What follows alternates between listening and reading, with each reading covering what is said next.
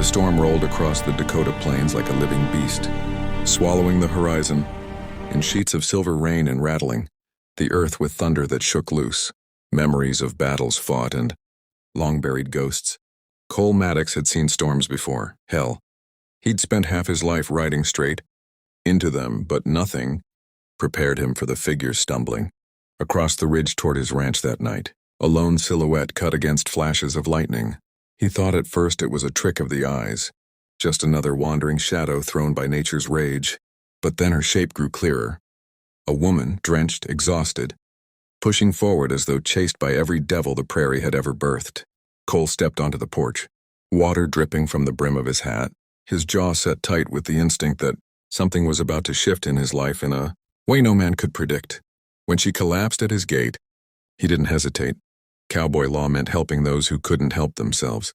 He carried her inside, laid her by the fire, and only when her eyes fluttered open did he realize she wasn't just any traveler. Her clothes weren't modern. Her necklace bore the mark of the Ojine, an ancient tribe whose customs were as old as the wind-shaped canyons. She whispered a word he couldn't understand before falling unconscious again. Cole spent the night watching over her, sharpening his awareness of the strange heaviness that hung around her like a veil. At dawn, when she finally spoke, her voice shook the quiet room with a truth that would bind their fates together. She had invoked an ancient tribal law, one that demanded she remain with the man who gave her shelter forever. Cole's chest tightened, not with fear, but with the slow pull of fate weaving something he couldn't yet name. She told him her name was Ayanna, and that the storm was not her only pursuer. She was fleeing. Men who sought to claim her tribal rights, men who would burn the earth to drag her back. Cole, hardened by years of solitude, felt something unfamiliar stir in him. The plains were wide, the world unkind, and a man could live an entire lifetime without anyone needing him the way she did now.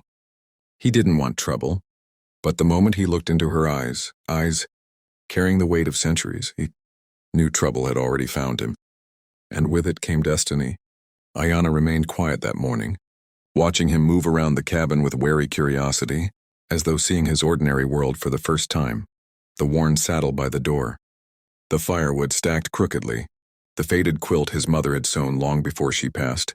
Cole felt the air shift, heavy with the unspoken bond their lives had now tangled into. Tribal law was sacred, she said, older than America, older than the ranching bloodline Cole came from.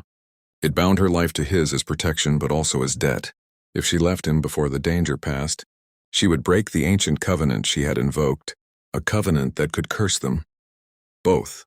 Cole wasn't a man who believed in curses, but something in her voice, something as old as the land under his boots, made him reconsider. He tried to deny it, tried to insist she was free to leave once the weather cleared, but Ayanna flinched, whispering that breaking the bond would doom them in ways no bullet could. As the hours passed, Cole wrestled with a confusion that felt like a wildfire spreading through dry grass. She spoke little, yet every quiet glance between them deepened the invisible thread, connecting their worlds. She was a stranger, yes, but now she was something more. When night returned, the storm had long faded, replaced by a sharp, star-drenched cold. Cole stood outside staring at the sky, questioning why this burden had landed on his shoulders. But deep down he knew the truth. The universe didn't make mistakes. And sometimes, the people we are meant to protect walk into our lives without warning. Little did he know this was only the beginning, and everything he thought he understood about destiny, danger, and love was about to be rewritten under the unforgiving laws of the ancient Ojine tribe. And if you're feeling the pull of this story already, make sure you hit that subscribe button, because the next chapter digs deeper into the secrets that were never meant to be uncovered. Cole woke the next morning with the uneasy sense that the world outside his cabin had changed. The plains felt different, too still, too watchful.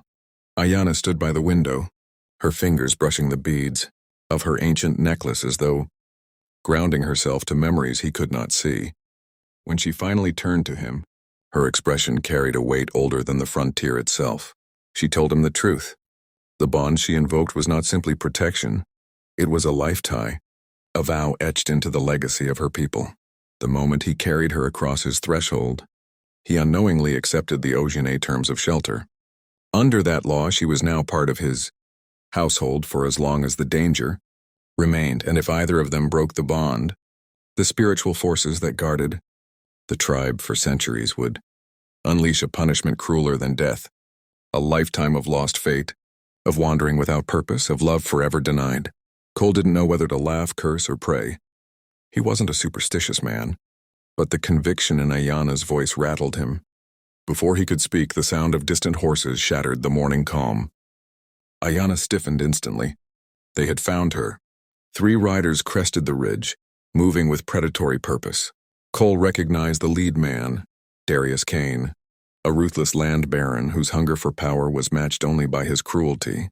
Rumors said he'd been hunting Ayana for months, seeking to control her tribe through her bloodline.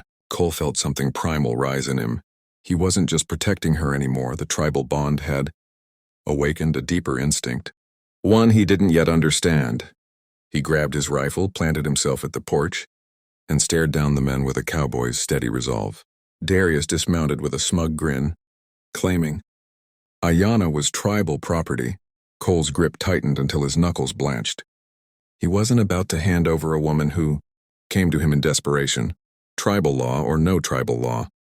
When Darius tried to force his way into the cabin, Cole raised the rifle, cold determination blazing in his eyes. The standoff crackled with tension. Ayana whispered, behind him, that the law bound her to his side, but it also gave him tribal right to protect her as though she were blood of his blood. Cole didn't understand all of it, but he understood enough. Nobody was taking her. The confrontation exploded into violence. Gunfire cracked across the plains, echoing like thunder. Cole's aim was true, his resolve unshakable. Darius retreated, snarling a promise that he would return with more men, more bullets, and more fury. When the dust settled, Cole turned to Ayana, breath ragged. She stepped toward him, laying her palm over his chest, her touch igniting something fierce and ancient within him. She told him the bond had deepened because he had defended her without hesitation. Cole felt the world tilt, as if destiny itself was shifting to make room for whatever they were becoming. As dusk painted the sky in amber and blood, they sat by the fire, the air thick with unspoken questions. Ayana confessed that the tribal bond was not merely obligation, it was fate, recognizing something between them before they themselves could see it. Cole's heart pounded with a realization he wasn't ready to face. He had taken in a stranger, but now she was woven into him, thread by unbreakable thread, and though danger still lurked beyond the hills, Cole felt a wild certainty. He would fight whatever came next, not because of tribal law, but because something in Ayana's presence called to a part of him he thought long dead.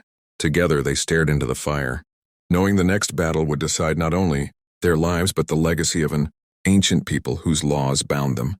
Together for reasons the earth itself had written. Their story was only beginning, and fate was far from finished with them.